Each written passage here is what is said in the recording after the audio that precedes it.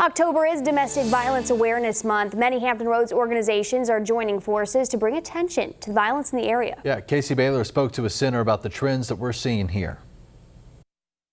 We've got to break that cycle. That cycle is domestic violence among men, women, and children. To stop the growing trend, the Avalon Center in Williamsburg pushes education. It's especially important in October, which is Domestic Violence Awareness Month. And the only way to break that cycle is to get in there and teach healthy relationships and do the things that we need to know so that we can break that generational cycle of abuse. The Avalon Center operates a crisis hotline and emergency shelter and also provides counseling. Leslie Jingluski with the Avalon Center says domestic violence calls are rising steadily this year in Hampton Roads. We're seeing an increase of calls at about 50%.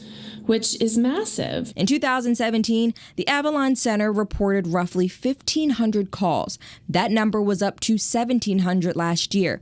Jingluski says because of the pandemic, people were quarantined at home with their abusers. The increase in abuse included children. The issue we're seeing now is that the severity of the cases are increasing because they were at home and they didn't have that frontline teacher to be able to identify a problem early. The center expanded its services and offers virtual and over-the-phone counseling now. Going to a center like Avalon, you worry about somebody seeing you go there. Confidentiality becomes an issue. So you worry about that. You worry about transportation, being able to get in there. You worry about the safety of being at home with your abuser and what he's going to think if he finds you going to one of these places. Jingluski hopes the expanded services will generate more calls to get more people the help they need.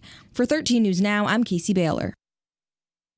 The center and many other domestic violence organizations in Hampton Roads are holding a candlelight vigil to raise awareness tonight. That'll take place at the Fountain Plaza at Virginia Beach Town Center and the Lawn at Peninsula Town Center. You can also watch the vigil on their Facebook page starting at 6:30.